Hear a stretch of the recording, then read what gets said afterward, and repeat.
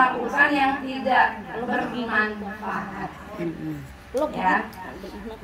Ya, ini kita udah minta petunjuk nih kepada Allah. Kemudian apa? Agar dapat bersyukur. Bersyukur. Nah, kuncinya syukur. Kuncinya syukur. Kita biasanya bersyukur kalau diberi. Ya.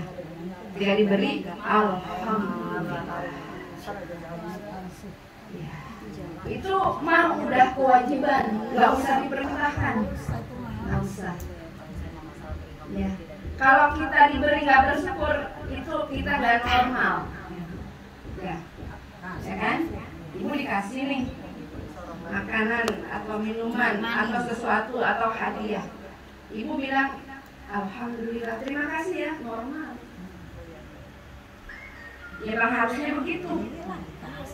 Kalau nggak begitu ya termasuk orang ODGJ. Gangguan jiwa kan? Ya itu selalu harapnya gitu. Dikasih nggak bersyukur. Ada apa nih jiwanya kan gitu? Ya. Jadi normal. Tapi bagaimana bersyukur dalam keadaan tidak diberi, tidak memiliki?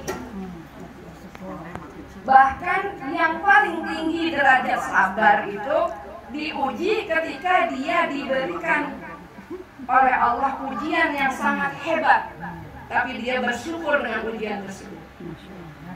Saya kemarin lihat TikTok, kan di Palestina sedang diporak-porandakan tuh, dihancurkan, bahkan ada yang dibakar kan? Ya, ya. Nah, ternyata ada seorang ibu yang malah berdoa, ya Allah, alhamdulillah, alhamdulillah, anak-anak kami syahid ya Allah, terimalah mereka ya Allah, aku menunggu mereka di surga, terima kasih ya Allah, barakallah. Dalam keadaan anaknya ya sedang kena musibah, dibakar habis semua, dia malah mengucapkan alhamdulillah. Itu nilai kesabarannya sangat tinggi. Ya, saya dikasih tahu sama guru saya, sama ustaz saya, bahwa ternyata orang-orang Palestina itu bisa dikatakan orang-orang yang berhati malaikat, atau malah justru mereka malaikat. Kenapa? Karena Palestina di sana ada Masjidil Aqsa. Masjidil Aqsa itu adalah gerbang menuju surga. Ya, maka di dalam Al-Quran Rasulullah itu Isra Mi'raj itu mulainya dari Masjidil Aqsa. Jadi dia baru naik ke Sidratul Muntaha. Ternyata gerbangnya di sana. Jadi gerbang surga itu ada di Palestina. Maka karakter orang Palestina adalah karakter malaikat. Kemudian ada beberapa riwayat menceritakan bahwa para malaikat, para nabi, para rasul, semua seluruhnya ya yang berjumlah 24.000 ya, itu pernah bersolat berjamaah di Masjidil Aqsa. Jadi ibu jangan kaget. Justru mereka adalah orang-orang yang menjaga surga. Itu Masya Allah ya. Jadi kalau ada ketika terjadi musibah, sesungguhnya itu kemenangan buat mereka. Nah ini sampai puncaknya seperti itu. Ya, jadi ketika dikatakan bersyukur, ujiannya ketika ada masalah. Kalau ibu nggak ada masalah bersyukur, nah itu normal. Ya, tapi ketika anaknya yang diharapkan lulus ya di sekolah yang ideal, yang dicita-citakan, nggak lulus. Ini letaknya nih, syukurnya di mana? Gimana cara menilainya? Positif thinking. Gimana cara menilainya? Segala sesuatu yang terjadi yang tidak kita inginkan tapi Allah beri. Dengan sikap positif kita bersyukur. Gimana caranya? Gimana caranya? Oh iya, apa? Pengertian gitu. Katanya standarnya begitu. Positif thinking. Semua.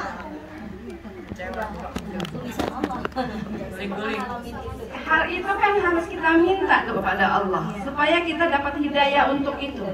Ini yang namanya mengubah musibah menjadi anugerah. Bisa nggak Ibu merubah musibah jadi anugerah?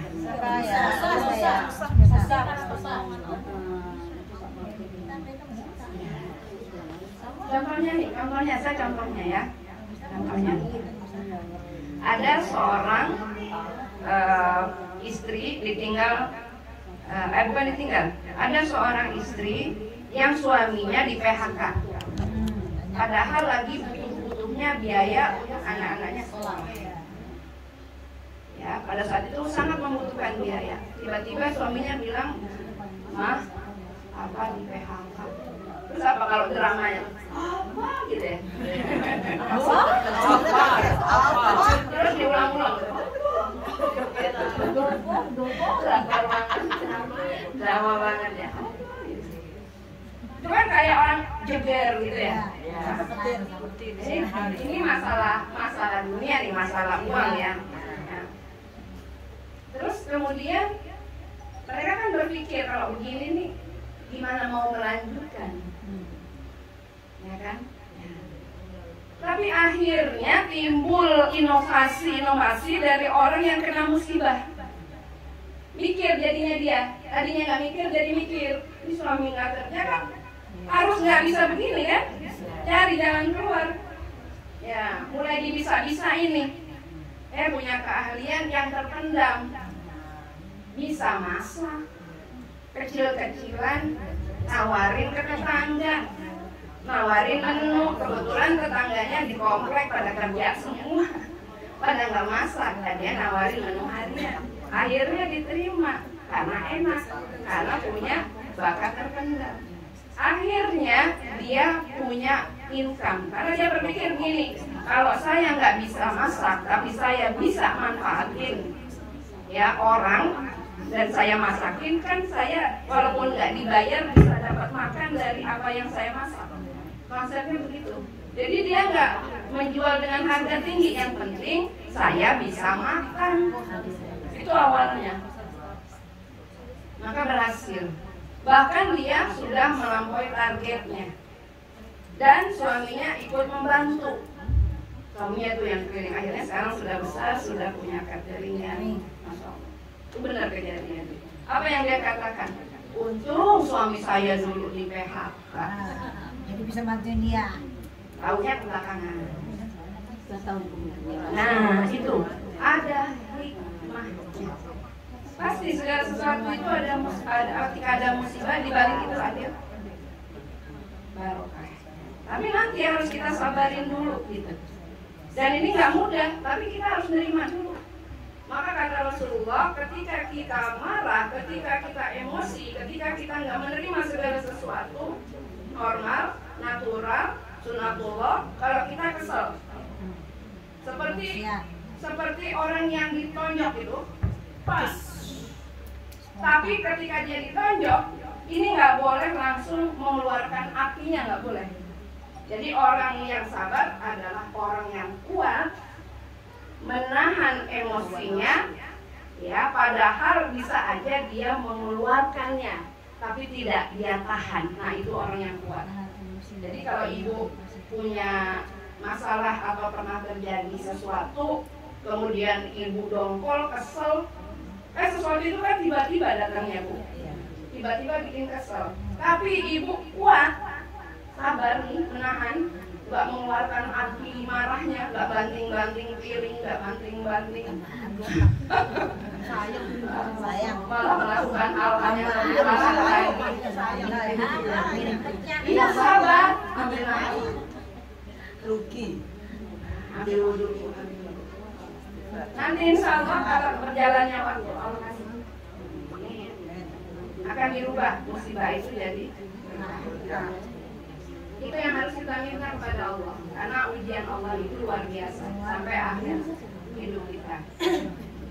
Kemudian selain bersyukur, ya, kepada juga taat menghormati kedua orang tua.